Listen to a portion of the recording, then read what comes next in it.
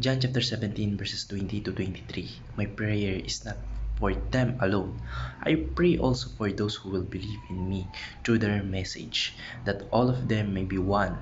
Father, just as you were in me and I am in you, may they also be in us, so that the world may believe that you have sent me. I have given them the glory that you gave me, that they may be one as we are one, and I and them, and you and me, so that they may be brought to complete unity. Then the world will be know that you sent me and have loved them as even as you have loved me. Magandang araw, at tatalakayin pa natin yung araw sa ating daily devotion ay ang Eastern Church. At ang una pong katuroan na natutuhan ko ngayong araw kay Pastor Russell Ocampo ay true unity is spiritual, not merely organizational. Ang tunay po na pagkakaisa na hiniling ng ating Panginoon Kristo sa kanyang panalangin ay hindi lamang sa panlabas o formal na pagkakaisa sa loob po ng isang institusyon o relihiyon. Ito po ay pagkakaisa ng spirito at layunin na nagmumula sa pagiging iisa sa pananampalataya po natin sa ating Panginoon Kristo.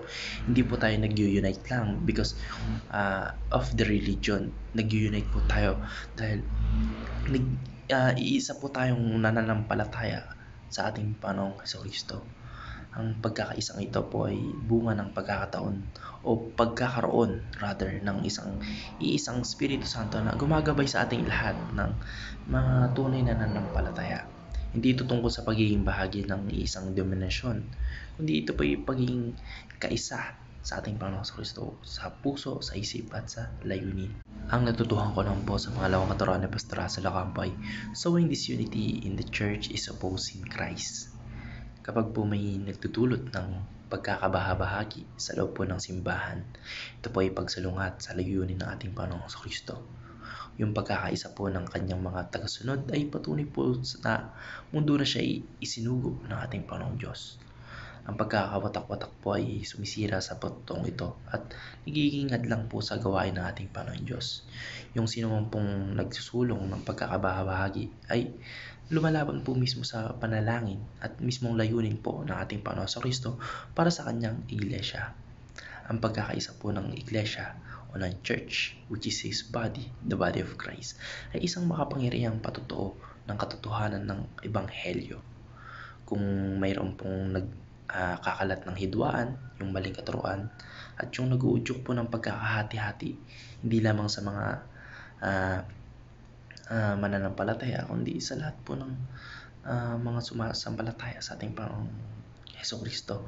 Hindi lamang po nila sinisira yung pagkakaisa-isa o yung unity, kundi nilalabanan din po nila yung mismong panalangin at layunin po ng ating Panginoong Kristo. Yung pagkakawatak-watak po ay nagiging sanhi ng pagkakalito at pagduda ng mga mananampalataya sa paniniwala ng iba, na nagiging hadlang po sa paglago ng kaharian ng ating Panginoon Diyos. Ang natutuhan ko naman po sa pangatlong katuroan ni Pastor Russell Ocampo ay true Christians are converted to Christ, not to religion. Ang tunay raw po ng mga Kristiyano ay hindi lamang nagbabago ng relihiyon o sumasapi sa isang simbahan, kundi nagkakaroon daw po ng tunay na relasyon sa ating Panginoong Kristo. Tandaan po natin, hindi ang relihiyon ang makapagpasalba sa atin. Ang ating Panginoong Kristo lamang po ang tanging daan, the way, the truth, and the life.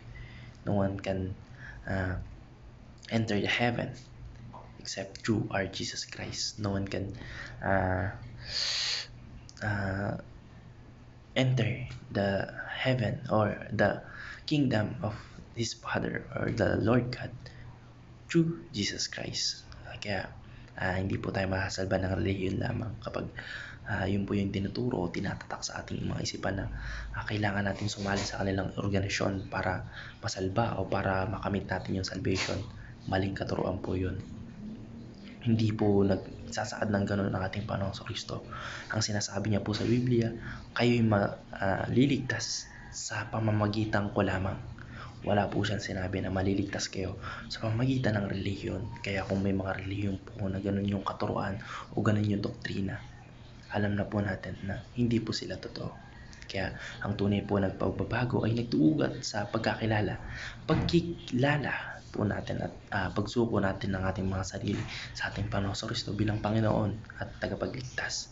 Kung ang conversion po ay nagaganap lamang dahil sa pagsunod sa mga reliyosong obligasyon, nawawala po yung tunay na diwa ng pagkakilala natin sa ating Panginoong Kristo at yung pagkakaroon ng buhay na puno ng pananampalataya at pagmamahal.